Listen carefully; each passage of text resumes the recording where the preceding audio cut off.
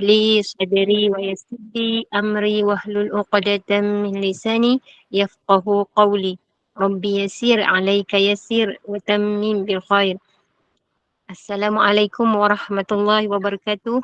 Ahlan wa sahlan yang berbahagia Al-Fadhil Ustaz Rushdi bin Ramli Al-Jauhari kerana sudi bersama-sama dengan Gema Nur Iman dalam kuliah 2 hari ini dengan kitab Biografi Agung Rasulullah Sallallahu Alaihi Wasallam, juga bersama-sama yang dikasihi para pencinta ilmu, sahabat-sahabat yang dirahmati oleh Allah Subhanahu Wa Taala yang telah bersedia di Google Meet hari subuh tadi. InsyaAllah, Alhamdulillah. Terima kasih kepada tim pengurusan Gema Nur Iman yang dipimpin oleh pengerusi Hajar Rosniati binti Mansur.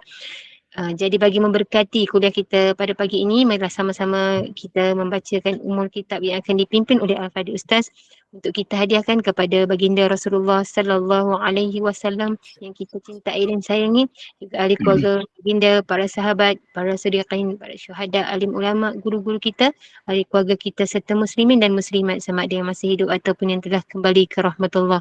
Isiril Fatihah.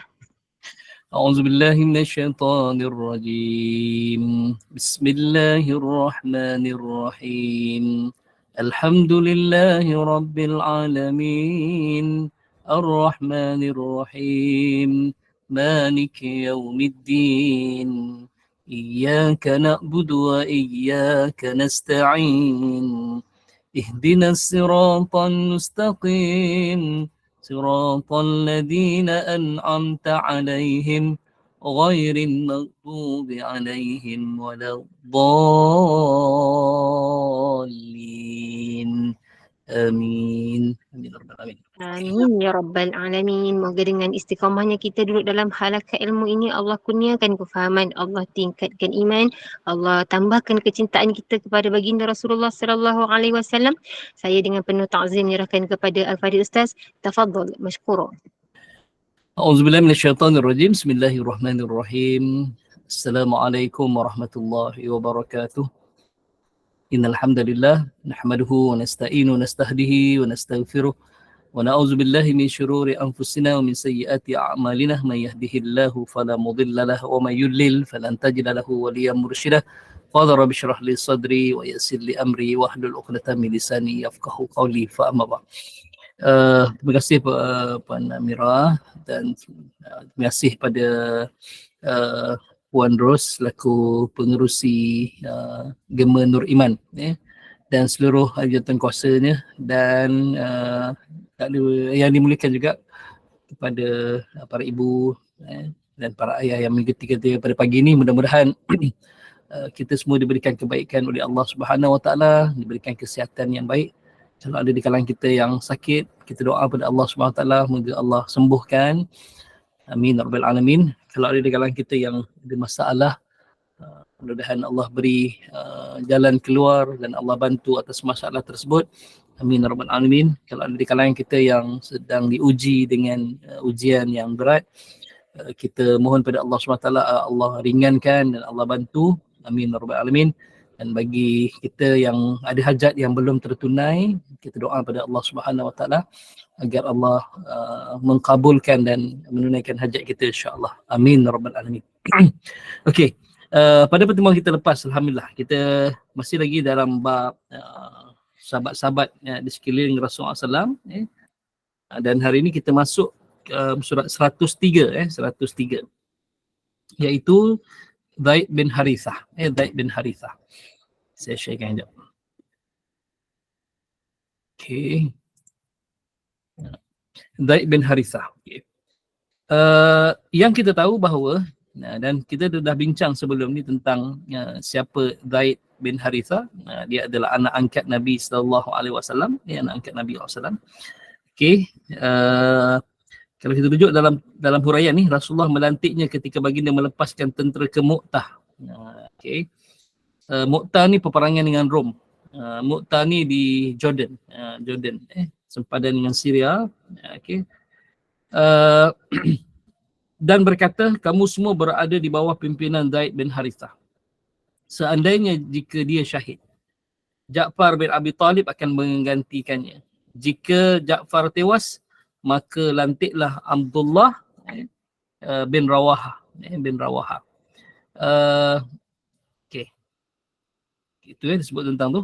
Asalnya dia adalah hamba kepada Khadijah.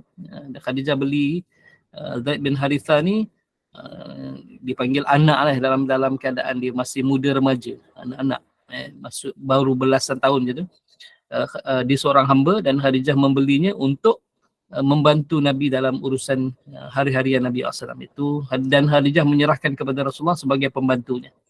Oleh kerana cintanya kepada Rasulullah SAW, bagi dia pun mengambilnya sebagai anak angkat. Dan kebetulan pada waktu itu tradisi mengambil anak angkat ni popular. Cuma berbeza dengan apa yang Nabi lakukan selamanya Allah tegur Nabi SAW ataupun Allah telah memberikan satu garis panduan bagaimana nak mengambil anak angkat. Banyak yang Allah sebut dalam Al-Quran. Okay. Yang pertama dalam surah Al-Ahzab ayat 4 dan ayat 5. Disebut ayat tu makana disebut pada ayat yang keempat, ayat yang kelima. Kata Allah, ma ja'alallahu li rajulin min qalbayn. Allah tidak menjadikan bagi seorang lelaki itu ada dua hati dalam rongga badannya. Okey. Wa ma ja'ala azwajukum allati tazahiruna. Okey, ni ayat tentang zihar. Jadi maksudnya anak angkat ni dia tak sama dengan anak kandung. Ini yang satu lah yang Allah sebut. Ma ja'ala adiyakum abna'akum. Dan Allah tidak jadikanlah anak-anak angkat mereka itu sebagai anak kandung mereka. Ini garis panduan kepada Nabi SAW. Kemudian ayat seterusnya yang kelima, udu'uhum li'abaihim huwa aqsatu indallah. Panggillah anak-anak angkat kamu itu dengan berbinkan bapanya, berbinkan bapanya. Okey, itu adalah lebih adil di sisi Allah. Okay. Sebab ketika itu kita dah bincang sebenarnya kan, masyarakat jahiliah dia mengambil anak angkat dan dia memasukkan nasab keturunannya dengan membinkan anak angkat itu kepada nama dia lah. Yang keduanya dia istihar bahawa dia layak untuk mewarisi harta pusakanya. Kemudian dia haram berkahwin dengan anak dan isterinya, anak dan isterinya. Itu dia sebut tentang tu. Tapi Allah beri garis panduan pada Nabi SAW. Asalnya Zaid bin Harithah yang popular dengan nama Zaid bin Muhammad. Bila turun ayat ni Allah memerintahkan kepada Nabi SAW untuk mengembalikan nama Zaid bin Muhammad itu kepada ayah kandungnya, itulah Zaid bin Harithah. Itulah kita ambil kisah tentang tu. Dan ada satu lagi kisah ada kaitan dengan Zainab binti Jahsy. Allah nukilkan dalam surah Al-Ahzab juga ayat 37. Dan Allah sebut nama Zaid jelas dalam ni Al-Quran.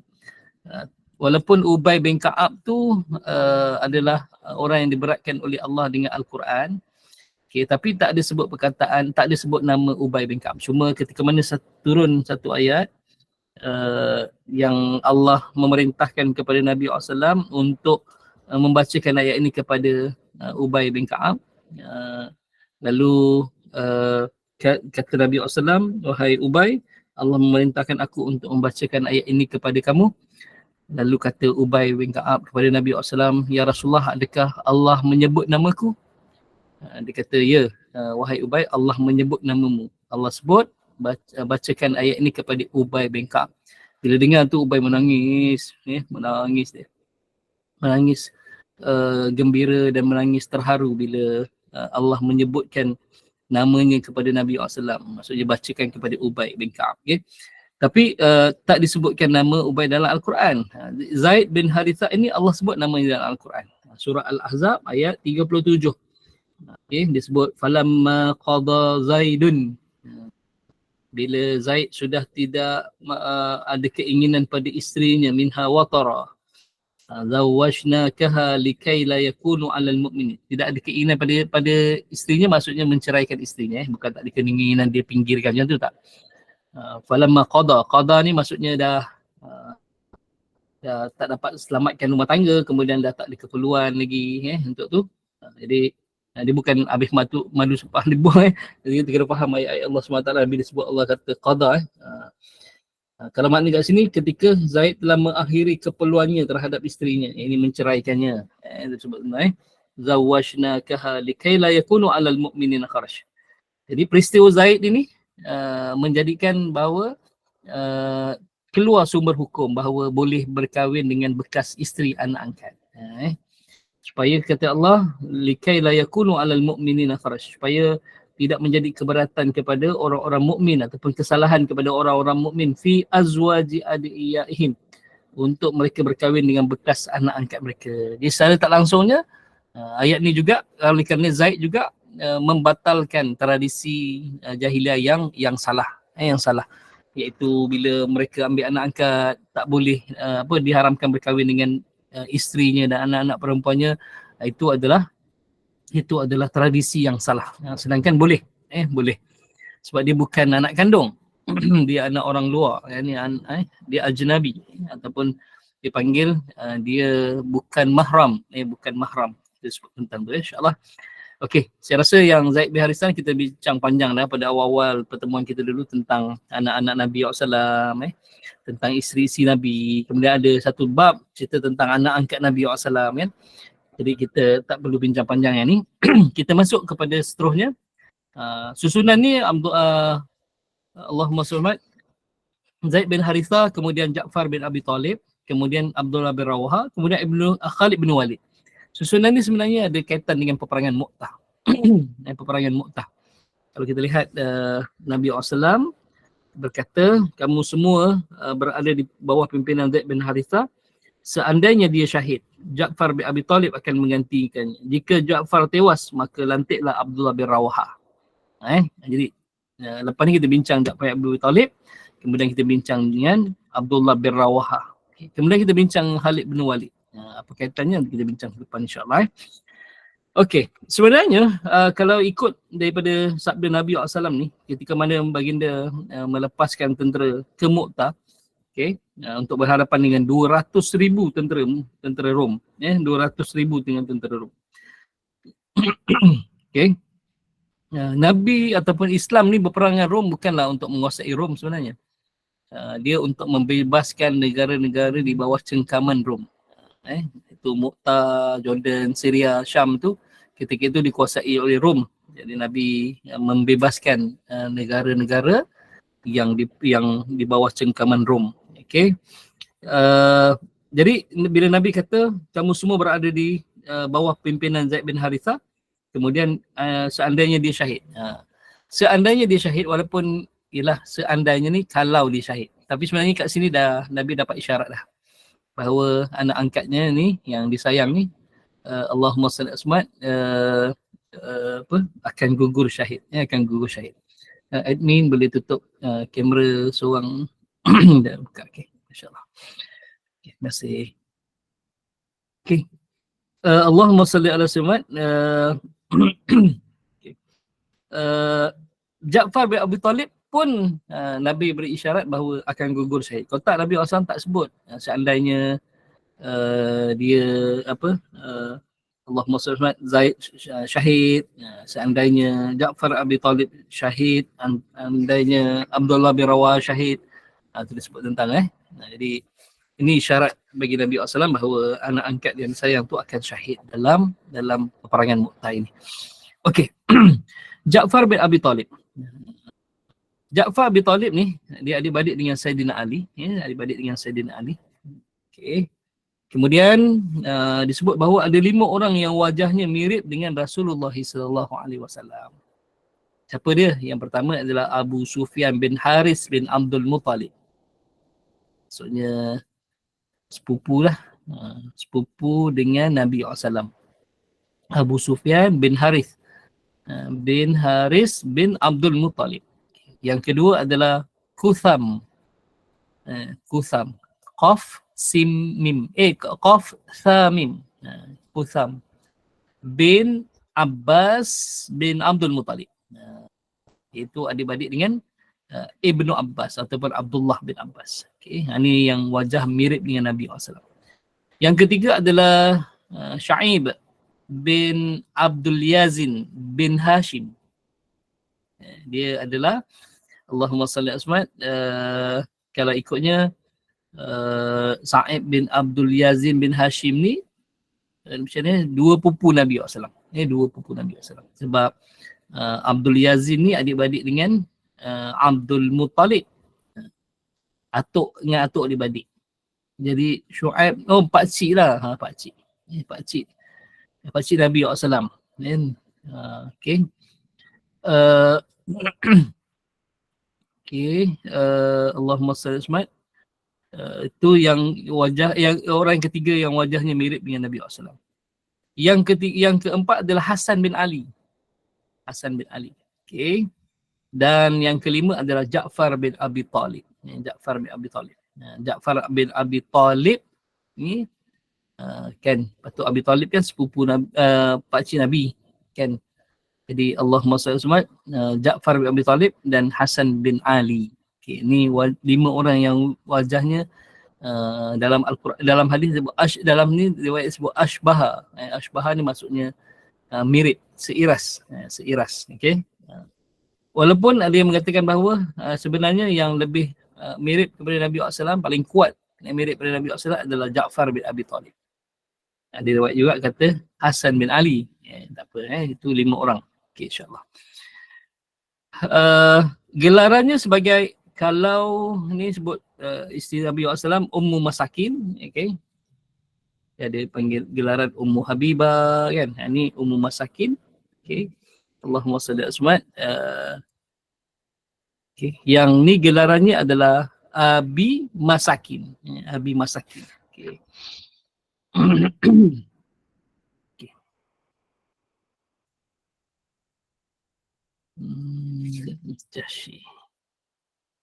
Zainab binti Khuzaimah yang gelarannya adalah Ummul Masakin, ibu orang-orang miskin.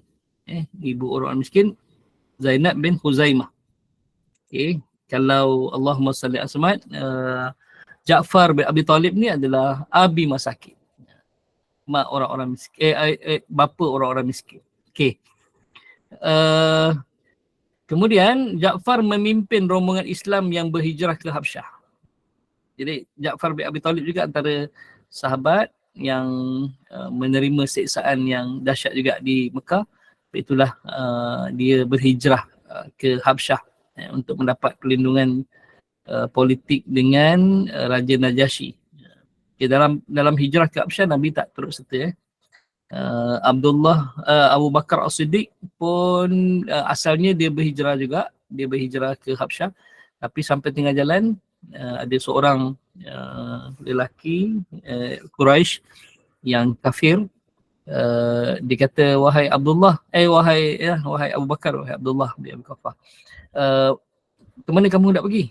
Dia kata, aku ingin berhijrah ke Habsyah. Lalu kata lelaki tu, tak layak bagi seorang lelaki seumpama engkau diapa-apakan dan disakiti oleh kaummu. Jadi batalkan niat kamu ke Habsyah, aku akan beri perlindungan kepada kamu. Itulah kisahnya. Bila dia beri perlindungan, dia patah balik ke Mekah. Selama dia ni, dia beri perlindungan oleh seorang, saya lupa nama dia. Dalam kitab Hayatus Sahabat dia. Hayatus Sahabat ni ramai sangat sahabat nak ingat. Lupa. Kemudian orang-orang kafir Quraisy beri satu syarat je. Dia kata, boleh, kami takkan apa-apakan Abu Bakar ni, tapi dengan syarat kalau dia solat jangan tunjuk dengan orang. Kena solat kat rumah. Kena solat kat rumah. Kalau dia solat kat luar, itu maksudnya perlindungan kau terbatal. Perlindungan kau terbatal. Jadi Abu Bakar As-Siddiq pun dia tak solat kat luar, dia tak solat kat haram ni, dia solat kat rumah tapi dekat beranda depan rumah. Dia bukan solat kat dalam rumah, dia solat kat luar. Kat rumah juga. Ni kat rumah tapi di beranda rumah. Akhirnya lelaki yang menjaminnya tadi tu dia kata, aku dah tak dapat tolong kau dah. Okay. Dia kata tak apa. Kamu ambillah balik jaminanmu. Aku akan terus solat di hadapan orang ramai. Dia kata. Itulah Abu Bakar sedih.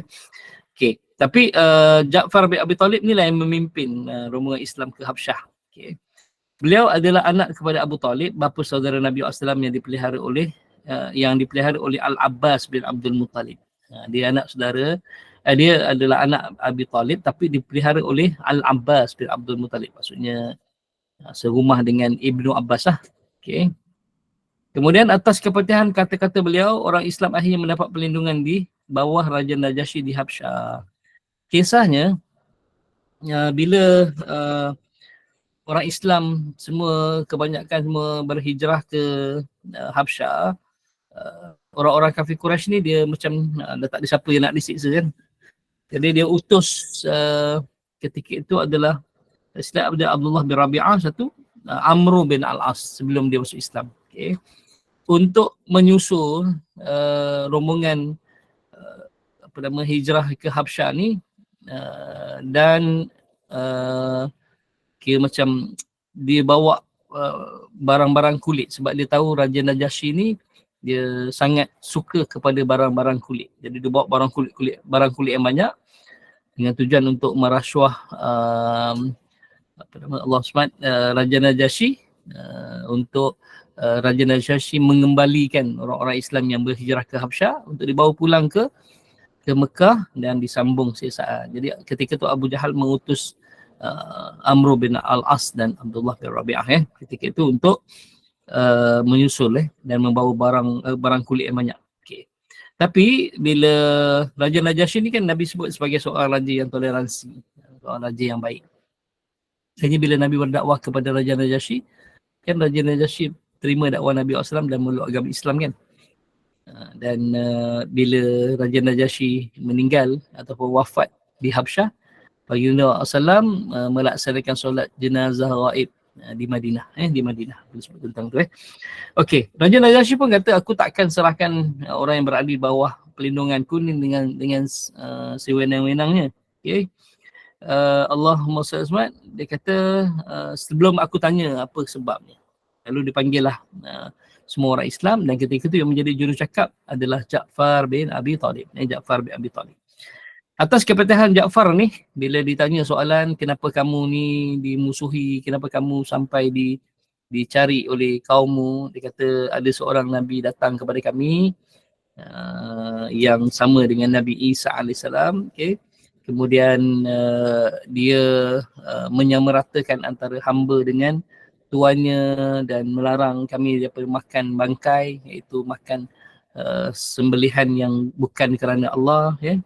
Lalu Raja Najasyi kata kalau begitu kamu ni adalah bangsa yang baik, kamu adalah orang yang baik kan, dan Nabi yang diutusmu adalah seorang Nabi.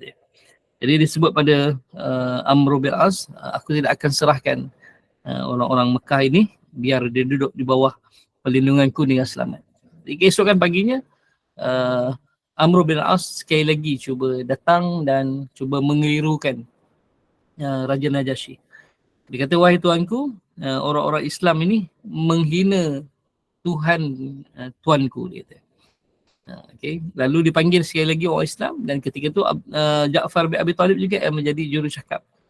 Okay. Dia mengatakan bahawa, wahai Ja'far, dia kata, apa pendapat kamu tentang Isa bin Maryam?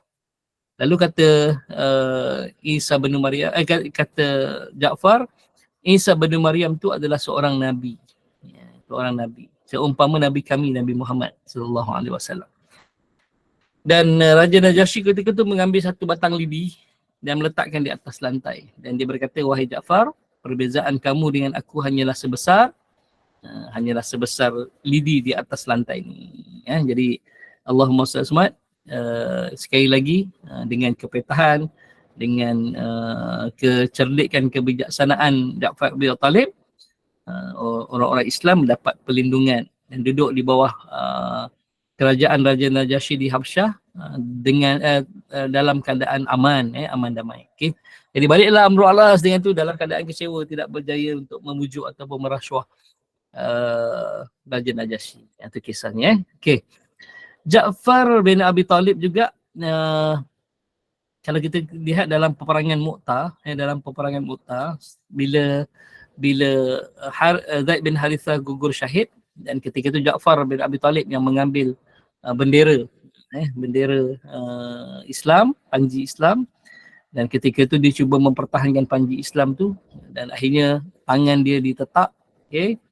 Kemudian bila tangan kanannya ditetak, dia sambut bendera tu dengan tangan kirinya, Bila tangan kirinya ditetak putus, dia paut bendera tu dengan lehernya, dan akhirnya lehernya pun dipenggal dan dia gugur syahid. Dan Nabi SAW bersabda, Ja'far bin Abi Talib ni di syurga diberikan dengan 2 sayap. dua sayap. Maksudnya gantikan tangan tu dengan dua sayap. Dan dia digelarkan sebagai burung yang berterbangan di syurga. Burung yang berterbangan di syurga. Kalau orang lain diberikan tangan kan, orang lain, kita manusia ni dengan tangan kan.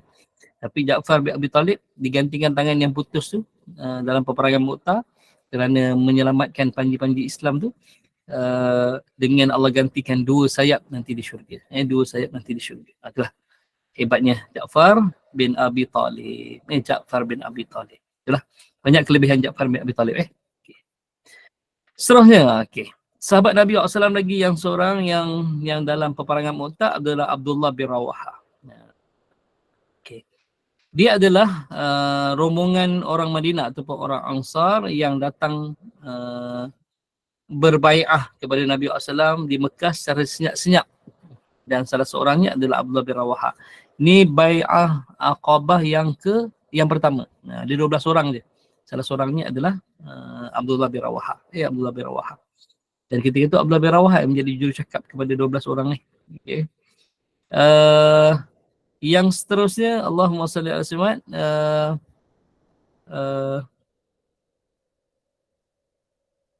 dia adalah penyair zaman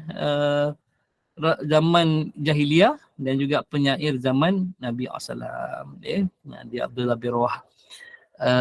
Ketika mana kalau kita rujuk dalam bab syair kan, kitab Syama'il Muhammadiyah ada disebut tentang syair Abdullah bin Rawaha. Okay. Ataupun Ibn Rawaha. Dia hebat syair dia sewaktu jahiliyah dulu.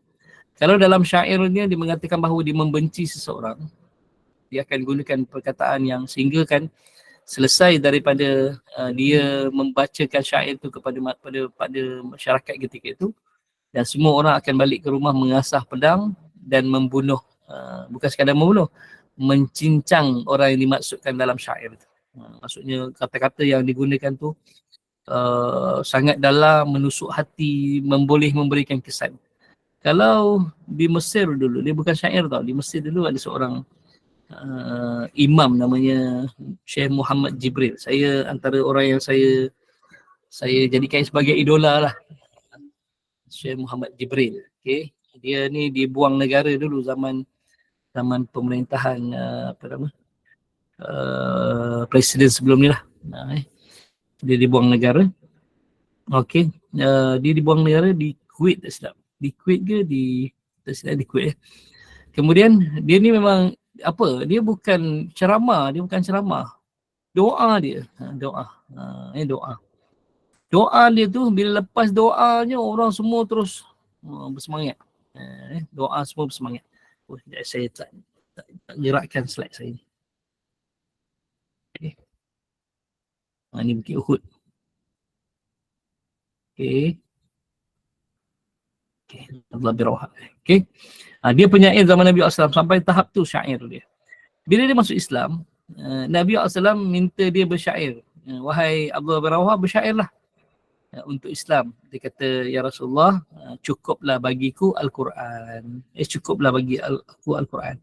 Bermaksud bahasa Al-Quran lebih dalam, lebih hebat berbanding syair yang diungkapkan. Nabi pernah tanya dia, wahai Abdullah bin Rawaha, bagaimana kamu melontarkan kata-kata? Dia kata, ya Rasulullah, aku merenungnya sedalam-dalam, kemudian aku mengungkapkannya. Maksudnya, dia penyair yang spontan tak. Kalau kita syair ni kita kena karang. Kan? Karang dulu, bahasa yang sangat mendalam, kan?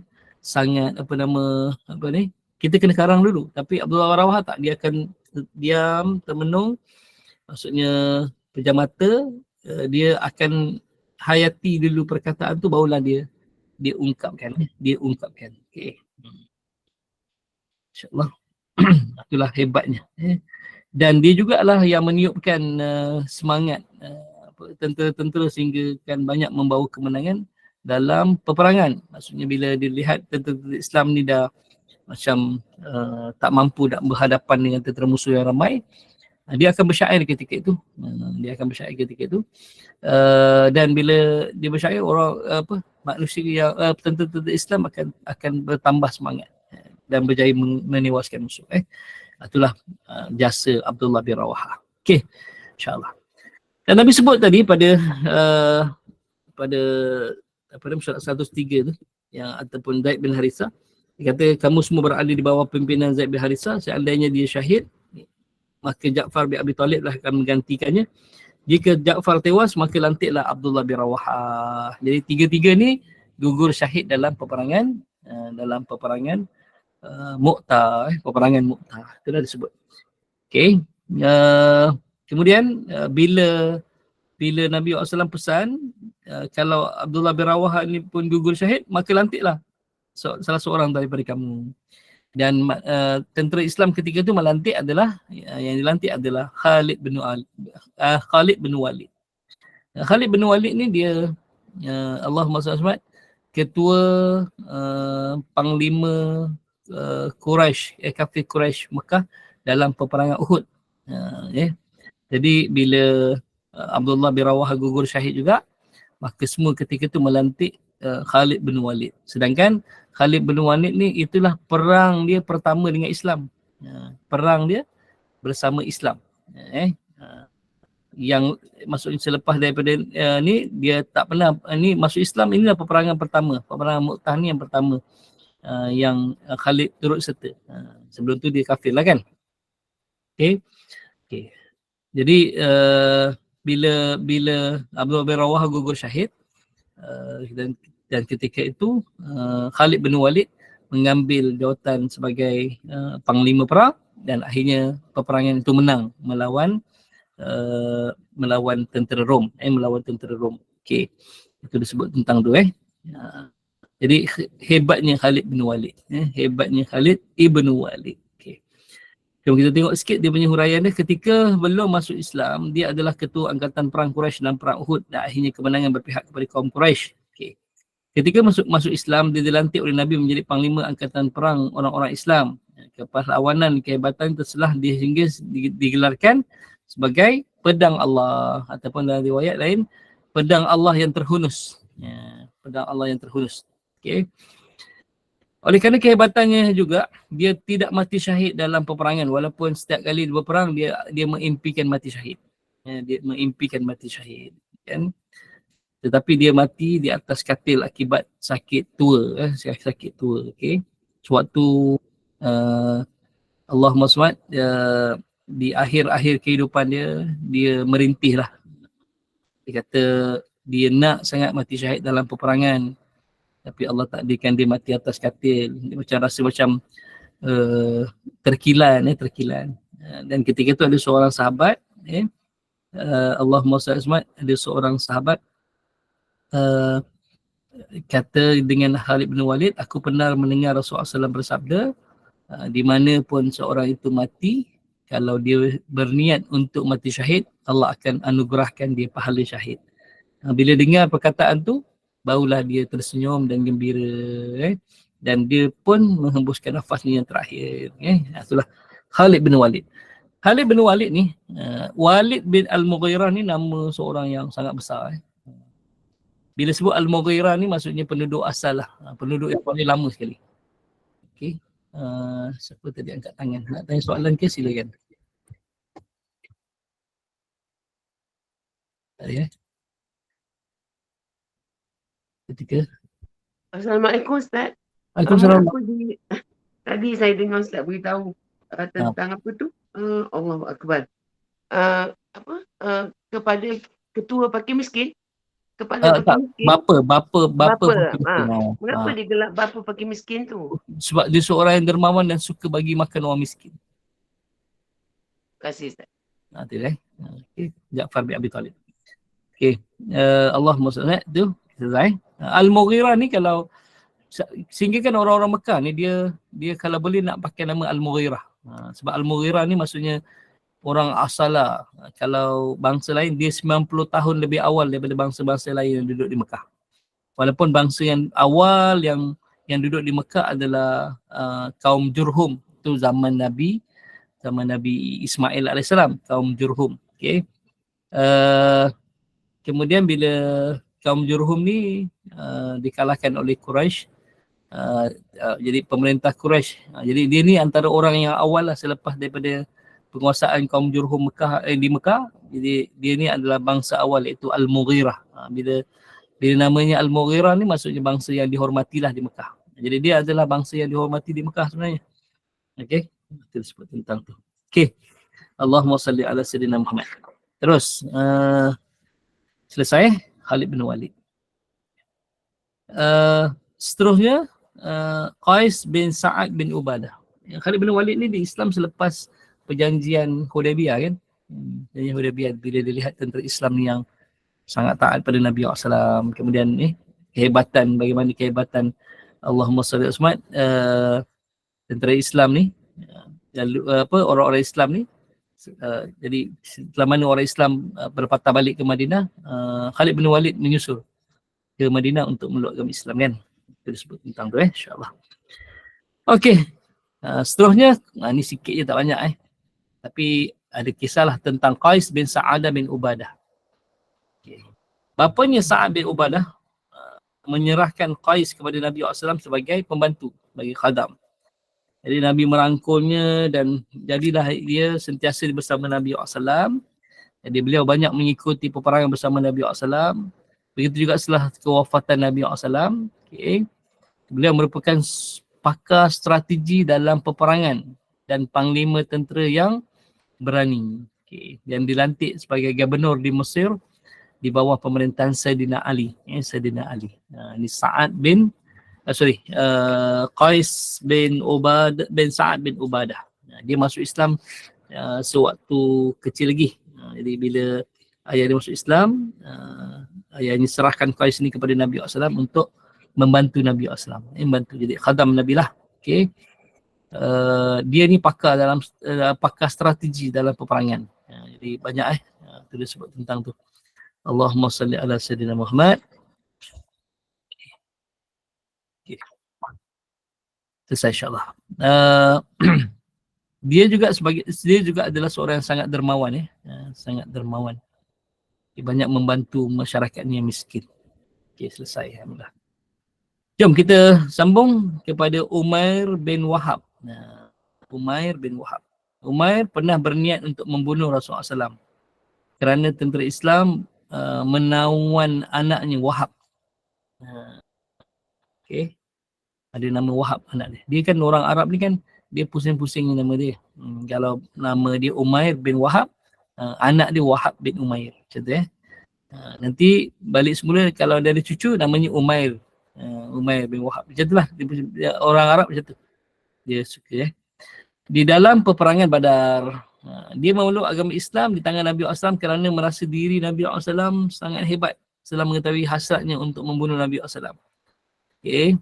Setelah Nabi SAW mengetahui hasratnya untuk membunuh Nabi, akhirnya dia menjadi pembela dan pendakwa Islam. Ramai di kalangan orang Quraisy memeluk agama Islam dan pergi ke Madinah untuk belajar Al-Quran dengan baginda sallallahu alaihi wasallam. Dia ni Umair bin Wahab ni, kalau kita nak tahu, dia adalah pembunuh upahan. Pembunuh upahan. Okay. Kalau adalah orang yang tak suka, dia akan upah kepada Umair bin Wahab ni untuk bunuh seseorang tu. Okay. Jadi dia kejahatan dia yang dilakukan sehingga kan dia digelarkan sebagai apa? Gelarannya dia sendiri bangga dengan gelaran tu. Apa dia? Syaitan. Dia digelarkan sebagai syaitan. Okay. Umair ni punya jahat, dia punya ni, lepas tu dia pembunuh upahan, dia bunuh siapa saja yang dia diminta, sehingga kan dia gelarkan sebagai Asy-Syaitan. Dan dia pun bangga dengan gelaran Asy-Syaitan. Mana ada manusia yang suka gelaran syaitan, jahat-jahat mana pun kan. Ambil ajaran dengan sahabat ni kan. Ni kita dapat hari ni alhamdulillah dengan Umair bin Wahab. Okay. Jarang Allah SWT, jarang orang suka dan orang redha nama syaitan ni. Kalau dia jahat sekalipun, dia tak adalah namakan sebagai syaitan tapi dia ni bangga digelarkan syaitan. Okay. Setelah dia masuk Islam, Nabi gelarkan dia sebagai rahib Islam. Rahib ni pendeta lah. Kalau Yahudi tu rahib agama Yahudi, ni rahib Islam kerana kuatnya dia beribadah. Sehingga kan Nabi gelarkan dia sebagai rahib Islam. Rahib Islam. Okay. Kisah dia masuk Islam ni, bila ada orang upah dia untuk bunuh Nabi, dia pun datanglah jumpa Nabi SAW, pura-pura masuk Islam. Pura-pura masuk Islam. Okay. Bila dia pura-pura masuk Islam, jadi dia minta dengan seorang ni untuk bawa dia jumpa Nabi SAW. Dan ketika itu Nabi ada dalam masjid. Bila dia lihat Umar bin Wahab masuk masjid, para sahabat ni terus keliling Nabi SAW. Terus keliling Nabi sebab takut-takut ni pembunuh upahan ni akan bunuh Nabi. Kan? Lalu bila dia duduk di hadapan Nabi SAW, dia kata dia masuk Islam. Nabi kata, aku tahu tujuan kamu bukan masuk Islam secara ikhlas, tapi aku tahu bahawa kamu diupah oleh seseorang untuk bunuh aku. Betul kan? Dia kata kan? Bila dengar perkataan tu, dia terus tersentak, dia rasa kagum, maksudnya Nabi tahu niat dia, dan akhirnya dia mengucap syahadah di hadapan Nabi SAW. Dia terus dia mengucapkan syahadah di hadapan Nabi SAW, walaupun seorang yang sangat hebat. Sebab itu kalau nanti kita bincang dalam bab yang ke-8 nanti. Okey, mukjizat Nabi SAW kan. Dia ada okay.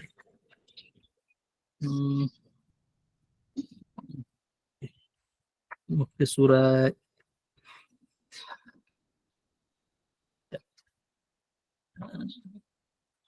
okey, surat 164 tu. Bantuan kekuatan dengan menetapkan hati pengikutnya dan mencampakkan ketakutan pada hati musuh. Pada hati musuh. Jadi Nabi SAW antara mukjizatnya, walaupun kita tak pernah dengar mukjizat ni, tahu mukjizat Nabi SAW belah bulan, mukjizat Nabi SAW keluar air di celah-celah jari bagi Nabi SAW, mukjizat Nabi yang terbesar adalah Al-Quran kan. Tapi antara mukjizat Nabi SAW yang lain adalah Allah campakkan rasa ketakutan, rasa gerun pada dalam hati musuh-musuh Nabi SAW.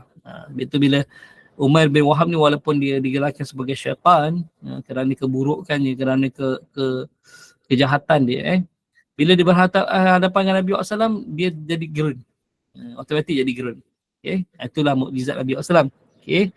Tapi siapa yang datang kepadanya ikhlas nak masuk Islam, dia akan tertaut dengan Nabi SAW. Sebab itu dalam kitab Syama'il Muhammadiyah pun sebutkan tentang pertama kali melihat Nabi SAW, orang tu akan takut, gerun. Tapi bila duduk bersama dengan Nabi SAW, dia akan dapati Nabi adalah seorang yang sangat lemah lembut. Seorang yang sangat lemah lembut. Okay? Itulah Allahumma salli ala Muhammad, kehebatan Umair bin Wahab. Umair bin Wahab. Berapa dah ini kita bincang? Pertama, kita bincang tentang Zaid bin Harithah. Yang kedua, kita bincang tentang Ja'far bin Abi Talib. Yang ketiga, kita dah bincang Abdullah bin Rawahah. Yang keempat, kita dah bincang Khalid bin Walid. Khalid bin Walid. Okey. Dan yang kelima, kita bincang Qais bin Sa'ad bin Ubadah. Yang keenam, kita bincang tentang Umair bin Wahab. Umar bin Wahab. Okey, insyaAllah. Sekejap saya tak bawakan lagi. Okay. Kita bincang seorang sahabat Nabi SAW yang terakhir insyaAllah. 9-1 minit dah. Sekejap masih berlalu. Sekejap je. Kita bincang seorang sahabat Nabi yang namanya Abu Darda. Abu Darda. Abu Darda ataupun nama sebenarnya adalah Uwaimir bin Zaid bin Qais Al-Hazraji. Dia daripada ataupun Bani Hazraj. Kan penduduk asal Madinah. Dia dua kan. Yang pertama adalah Aus. Yang ketiga adalah Khazraj yang berperang ratusan tahun lamanya. Bila Nabi dah masuk ke Madinah, Nabi mendamaikan dua puak yang bergaduh selama ratusan tahun ni. 108 tahun tak silap dia bermusuhan, berperang dan berbunuh-bunuhan. Nabi SAW mempersaudarakan Aus dan Khazraj. Okay. Jadi Uwaimir ataupun Abi Darda ni ataupun Abu Darda ni dia antara orang yang paling lewat masuk Islam. Kalau yang lain tu daripada Khazraj dan Aus ni masuk Islam ketika bai'ah yang pertama dan yang kedua. Bai'ah Aqabah yang pertama dan yang kedua. Okey, tapi Abu Darda ni adalah orang yang paling lambat sekali dalam kaum dia masuk Islam. Dan dia Islam di tangan sahabat dia adalah Abdullah bin Rawahah. di Islam di tangan sahabatnya Abdullah bin Rawahah. Okey, Abu Darda adalah seorang yang sangat bijak. Okey. Dan dalam mengungkapkan kata-kata hikmah. Sebab itu dia digelarkan sebagai ahli hikmah. Ahli hikmah. Selain daripada itu, dia juga adalah orang yang paling faqih. Faqih ni maksudnya orang yang paling ilmunya mendalam. Dan orang yang paling alim dalam masyarakat dia. Orang yang paling alim dalam masyarakat dia. Okey, beliau banyak menyertai peperangan bersama Rasulullah SAW.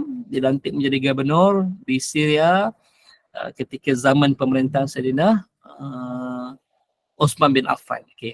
Ada 3 perkara yang ni disebut. Kata Abu Darda, ni kata-kata dia masyhur lah. 3 perkara yang aku cintai sementara manusia membencinya. Yang pertama, kemiskinan. Manusia benci kemiskinan, tapi aku suka kemiskinan, kata Abu Darda. Kerana dengan kemiskinan akan menyebabkan aku rasa tawaduk dan yang sentiasa berharap kepada Allah Subhanahu Wa Taala. Macam kalau kita kaya je, kita nak beli apa kita boleh beli kan.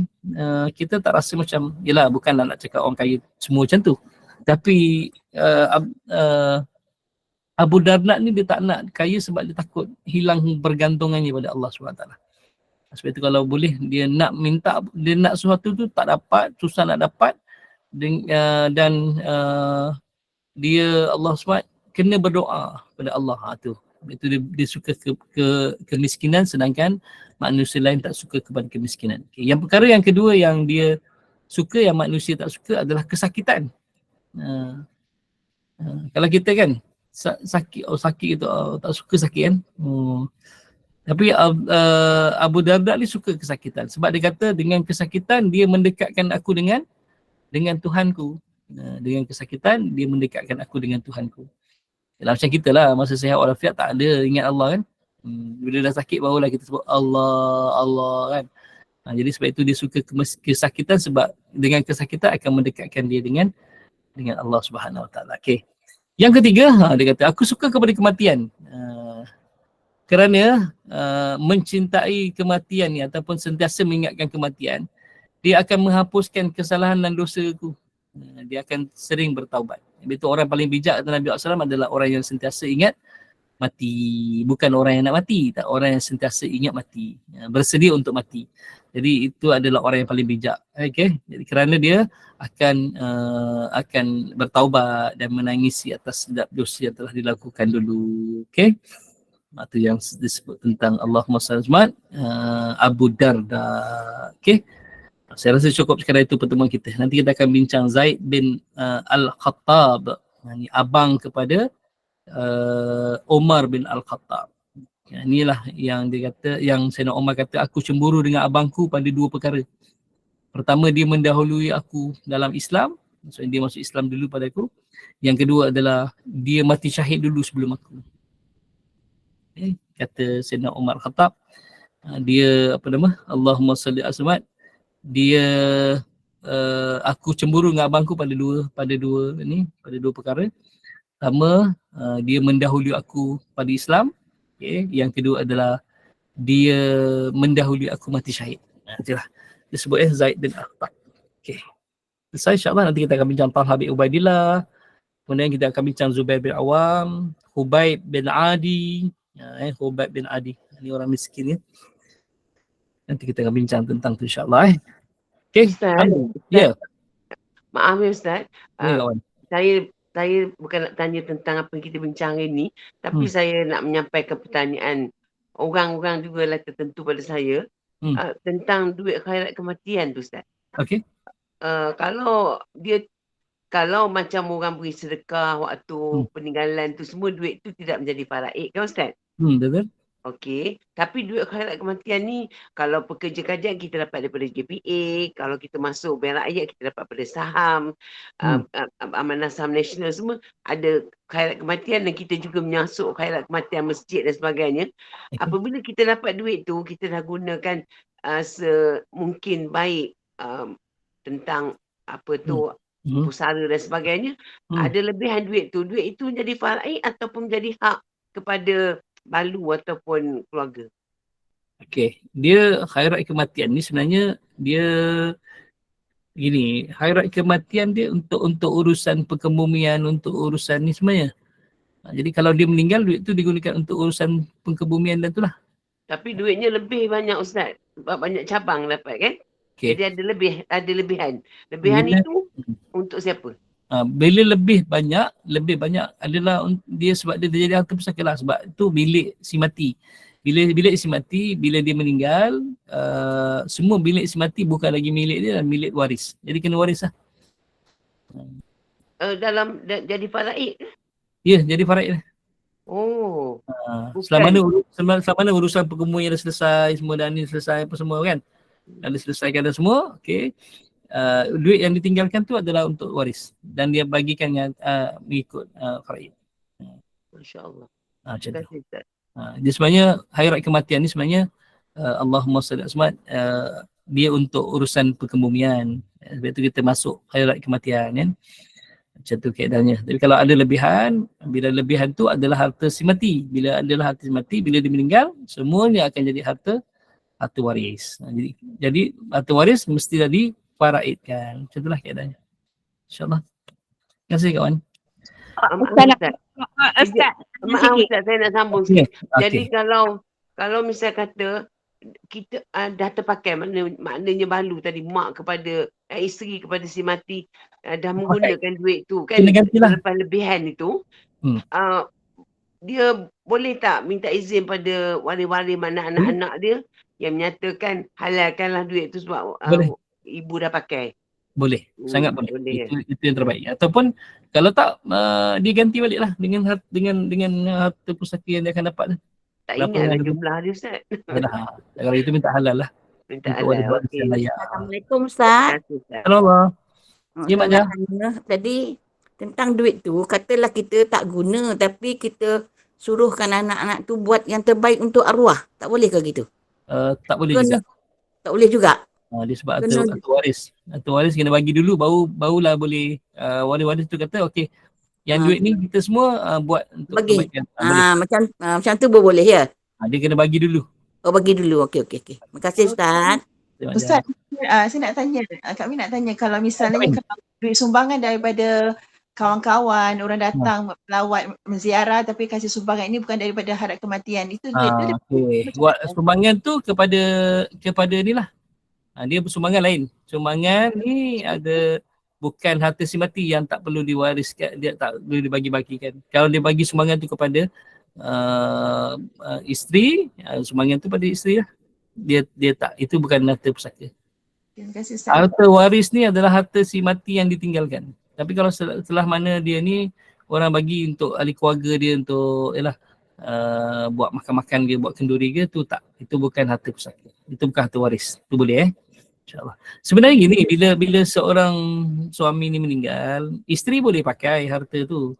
Macam jumpa dalam wallet isteri suami dia ada duit, yang contohnya ada duit 500. Dia pakai duit tu untuk apa? Untuk kelangsungan hidup dia sementara bincang bagi harta pusaka. Boleh tak? Boleh. Tapi bila nak bagi harta pusaka nanti dia kena beritahulah pada semua.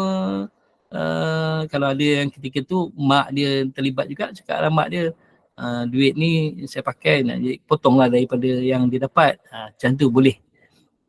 Dia bukanlah maksudnya macam adalah kes, kita tahu kan kes yang bila meninggal semua duit dalam wallet pun tak boleh pakai, kereta pun tak boleh pakai, apa lagi, semua nak diambil oleh waris tu. Dia tak ada tahap tu, zalimnya kan.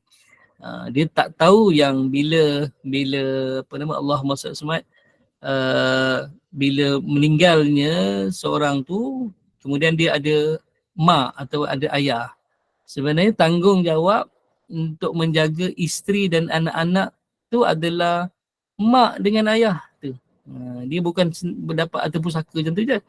Memanglah mak dengan ayah dapat harta pusaka kalau anak dia meninggal, tapi tanggungjawab tu pun adalah harta pusaka juga yang sepatutnya diwarisi untuk menjaga menjaga makan minum, tempat tinggal menantu dan anak-anak dan cucu-cucunya. Kita kena tahu macam tu Kita bila bincang tu, ni mak dapat 1/6, mak tak, tanggungjawab pun sama. Hutang-hutang si mati pun sama juga mak ayah pun tanggungjawab.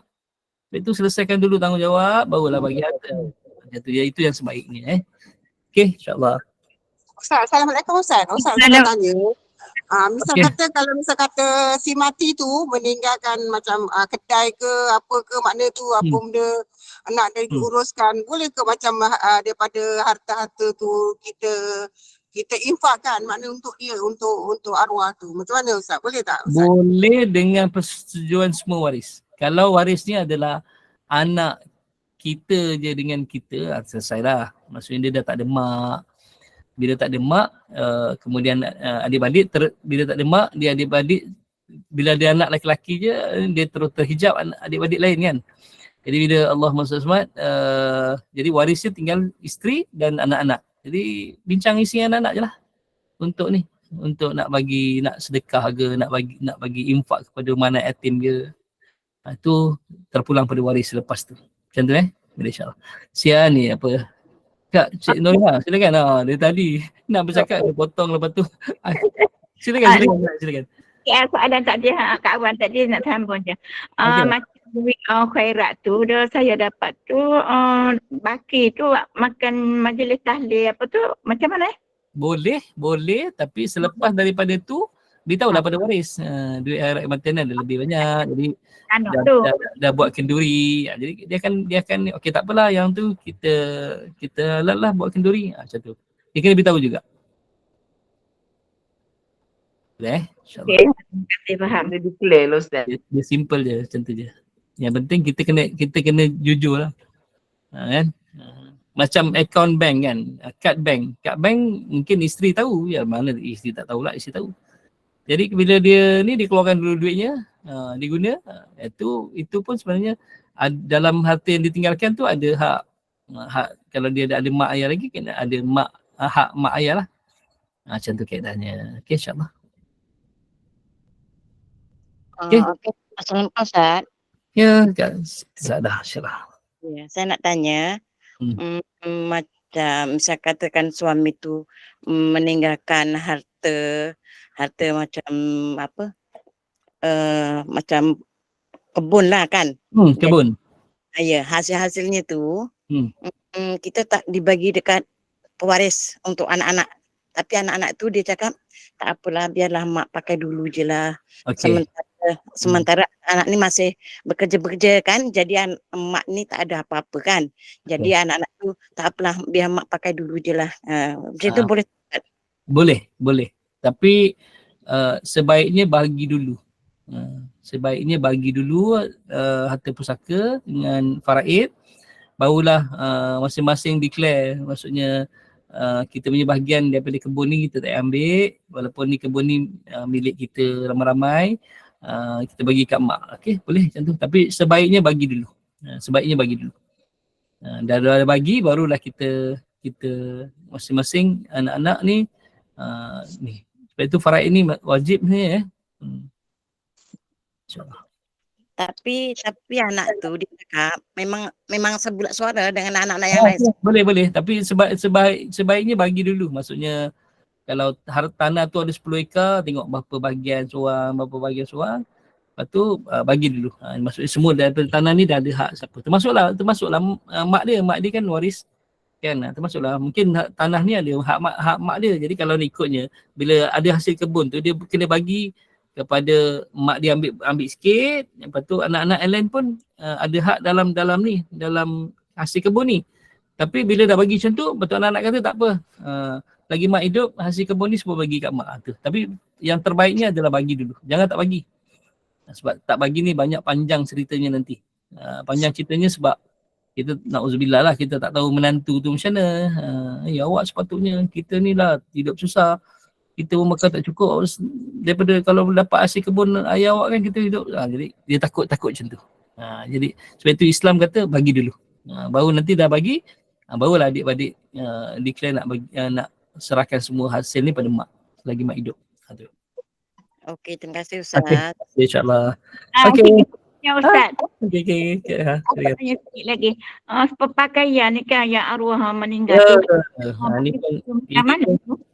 Ini pun satu yang kita terlepas pandang. bila ada orang meninggal kan, bila suami meninggal contohnya ataupun ni, ada baju dia ataupun biasa kain pelekat lah, kain pelekat. Ni ada kain pelekat ni.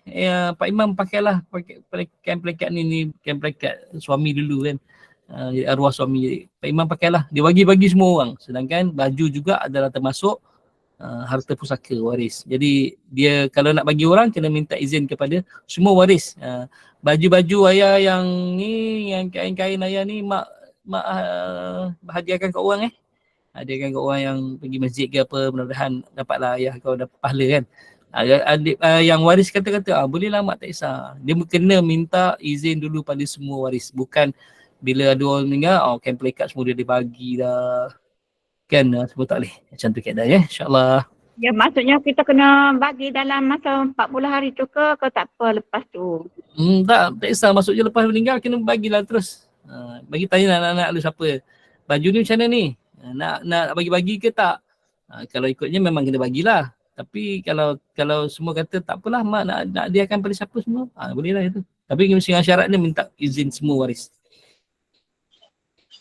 Dia bukan boleh mudah-mudah sebab dia harta si mati tak, bukan lagi si mati, bukan kain pelekat arwah. Kain pelekat tak perlu tempoh Ustaz, tak perlulah tempoh 40 hari ke apa. Tak. Tempoh masuklah, maksudnya tidak rasa lepas mati tu bagi selalu hari minggu tu kan, lepas tu. Boleh, bila-bila masa. Dan kadang ada lagi kain kita ke arwah ni, macam kita nak bagi pula sekarang, boleh kan dia dah dapat. Boleh. Tapi dengan syarat itulah. Cakap, mak bagi kain ni, kau pun tak pakai kan. Ya, boleh insyaAllah. Okey.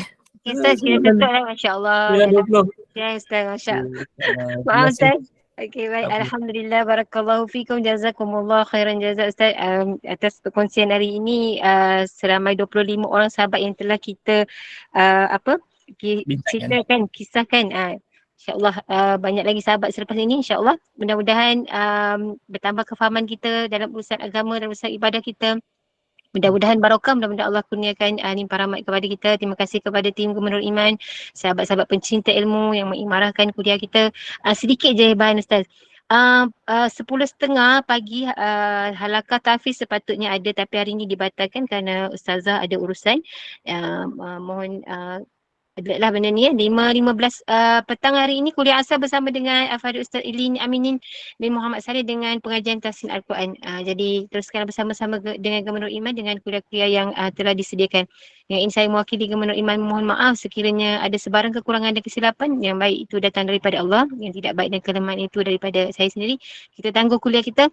Sebagai menutup majlis, mohon sekali lagi Al-Fadhil Ustaz untuk membacakan tasbih kafarah dan surat Al-As. Saya sudahi dengan wabillahi taufiq wa hidayah. Wassalamualaikum warahmatullahi wabarakatuh. Waalaikumsalam warahmatullahi wabarakatuh. Subhanakallah bihamdika nashhadu an la ilaha illa anta wa nastaghfiruka wa natubu ilaik. Bismillahirrahmanirrahim. Wal 'asr innal insana lafi khusr illa alladhina amanu wa 'amilus solihat wa tawassaw bil haqqi wa tawassaw bis sabr. Aqulu qouli hadza wa astaghfirullah li wa lakum. Assalamualaikum warahmatullahi wabarakatuh.